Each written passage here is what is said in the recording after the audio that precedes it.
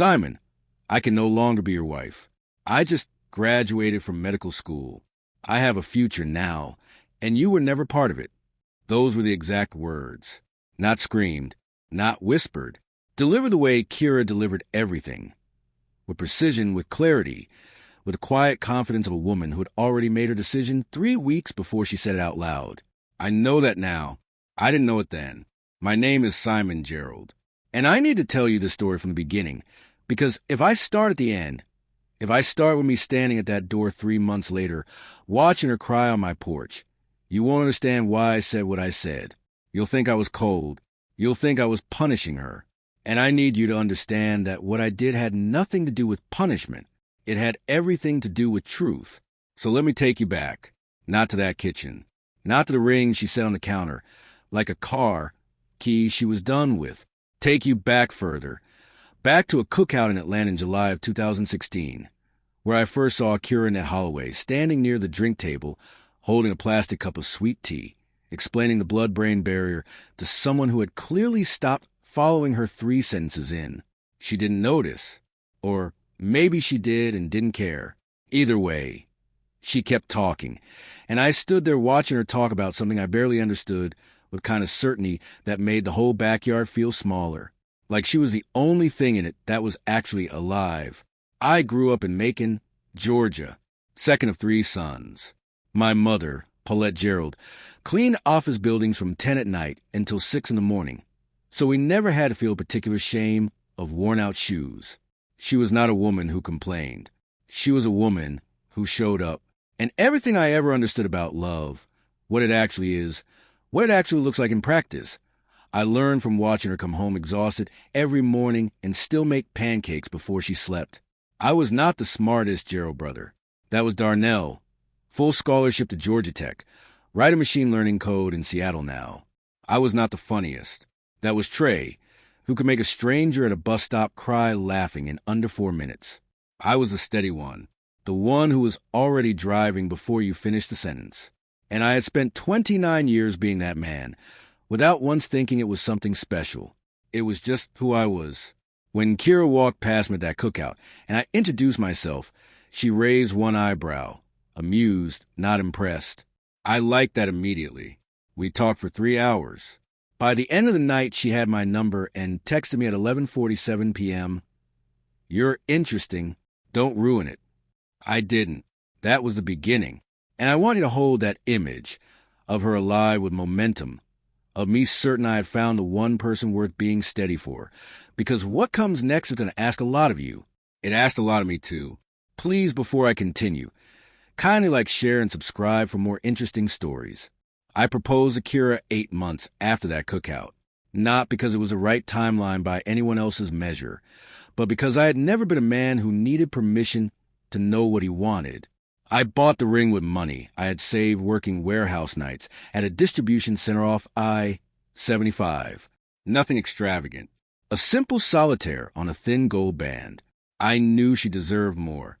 I also knew that more was coming, and that a man who waits until he has everything before he commits to someone has already misunderstood what commitment means. She said yes before I finished the sentence. What I didn't know, what I couldn't have seen from where I was kneeling on one knee in Piedmont Park with the Atlanta skyline behind us, was that Kira's father, Reginald Holloway, when she called him that night, had gone quiet for a long time before he said anything. She told me he was happy. What she didn't tell me, what she maybe didn't fully register herself, was what he actually said: "Make sure the man next to you knows what your future means." She heard encouragement. It was a warning dressed in pride. Year 1 of medical school, I picked up a second job, deliveries during the day, warehouse at night, for hours of sleep on a good Tuesday. Kira never asked me to. She didn't know the full picture of our finances the way I did, because I made sure she didn't have to. Her only job was to become the doctor she was born to be. I understood that. I accepted it the way you accept weather, not as something imposed on you, but as something real that requires a response. She would come home from clinical rotations exhausted, and I would have food on the table. She would text me that she hadn't eaten since 7 in the morning, and I would drive 40 minutes to bring her something warm. She received all of this the way you receive a reliable thing, grateful in a general way. The kind of gratitude that doesn't require you to stop and actually feel it. My brother Trey saw it once. He said nothing to me, but he told me later that he watched her take the food from my hands without once looking up from her notes. He filed that away. Trey always filed things away.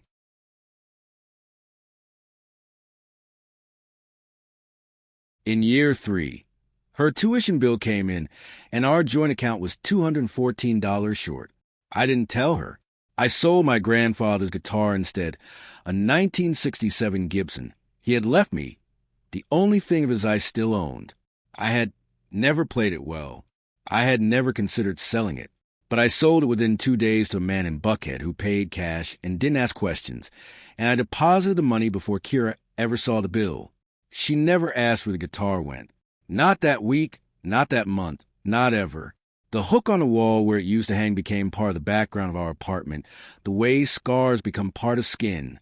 Present, unremarked upon, eventually invisible. I'm not telling you this, so you'll hate her.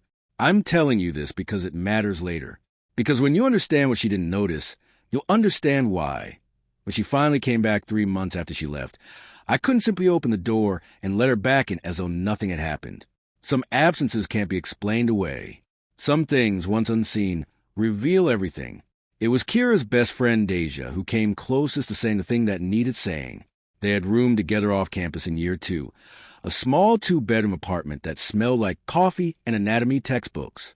Deja had watched me for months. Watched me show up. Watched Kira receive it.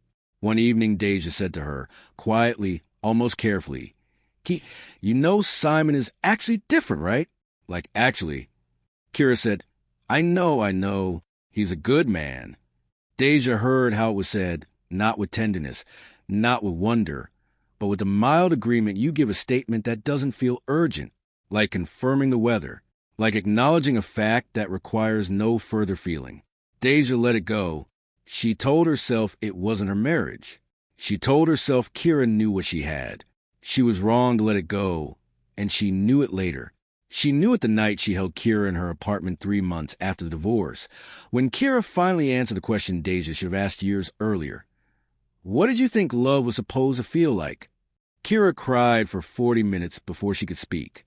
Something shifted in Kira in year 4. I felt it before I understood it. She started coming home differently, not tired in a familiar way, but distant in a new one. She had begun her clinical rotations at Emory and was moving through rooms with senior physicians who drove certain cars, lived in certain zip codes, carried themselves with particular authority she had always wanted and could now, for the first time, see herself inhabiting. I want to be fair to her here. Ambition is not a sin. Wanting more for your life is not a betrayal. But there's a difference between growing and growing away. And what I couldn't see then, what I can only name now, is that when Kira started picturing her future with the clarity that only comes when something real is finally close, I wasn't in the picture.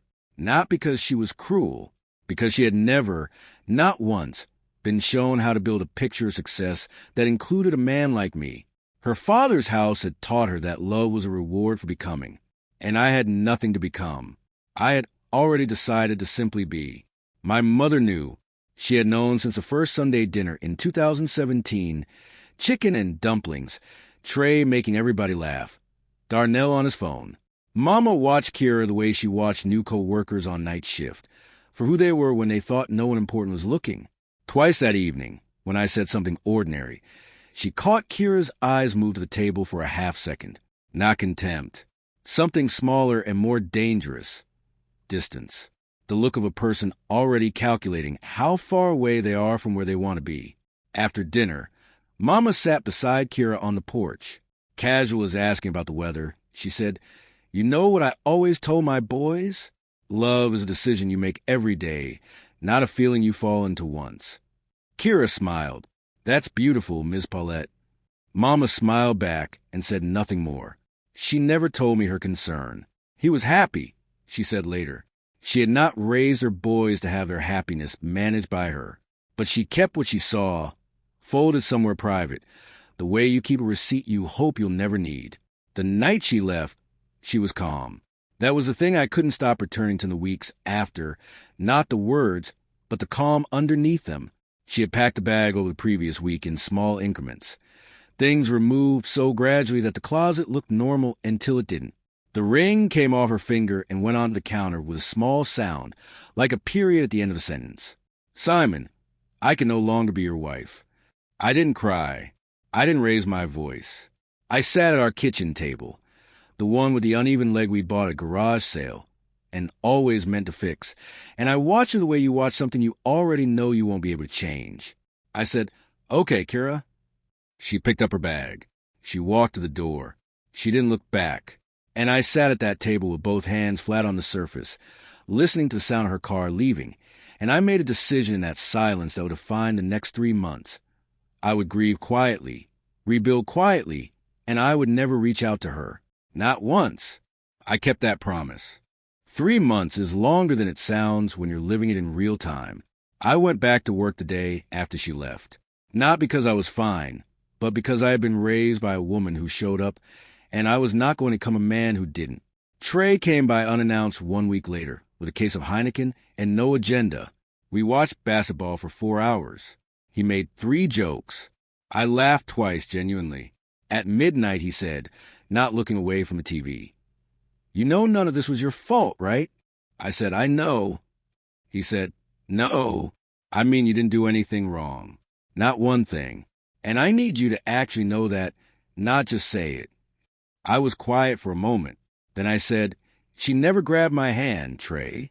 Not once in 6 years without me reaching first." He nodded slowly. "I know, bro.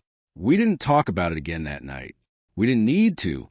Some things, once said out loud, don't need a response. They just need a witness." Trey was mine that night, and I have never forgotten it.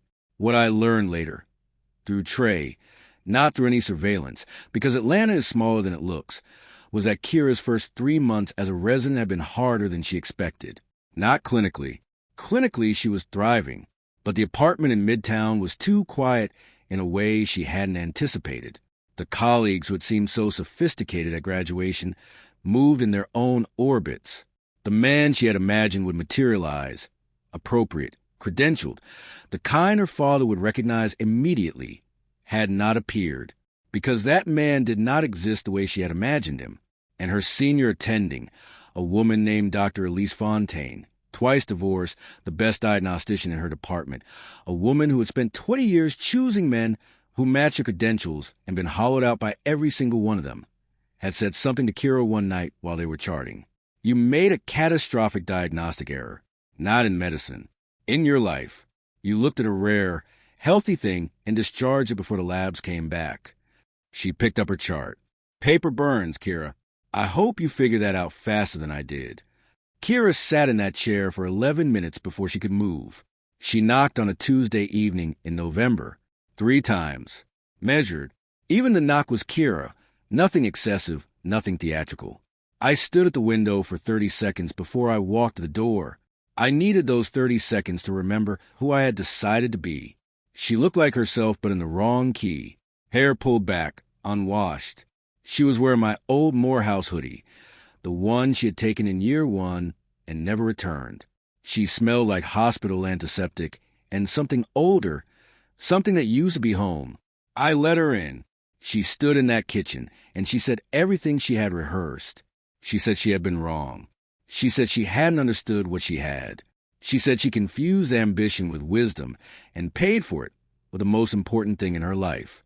She said sorry in 7 different ways, each one more specific than the last, because Kira, when she finally committed to understanding something, understood it completely. When she finished, she was shaking slightly. She said, "Simon, please, tell me there's a way back." I looked at her for a long time, long enough that she started to cry harder. And then I said what I had spent 3 months becoming clear enough to say, "Kira, even if I forgave you today, and I am not saying I never will, it would not change the thing underneath this. You did not leave me because medical school changed you. You left me because you never fully believed I was enough. And I cannot fix that by taking you back. That is something you have to fix in yourself. I cannot be the place you do that work. I cannot be what you practice on." She said, "That's not fair." I said, "It is the most honest thing I have ever said to you. And somewhere in you, you already know it is true." She didn't answer. because she did know. I said, and I meant every word, "You are going to be an incredible doctor, Kira. I hope you learn to be as good to yourself as you will be to your patients." I genuinely mean that. Then I stepped back. I held the door open, not as an eviction, as a completion. She walked out. I closed it. I stood at that uneven table, hands flat on the surface, and I breathed in once. I did not call anyone. I did not play music. I sat in the quiet of a life that was, finally, entirely my own. And for the first time in 7 years, that quiet felt like peace.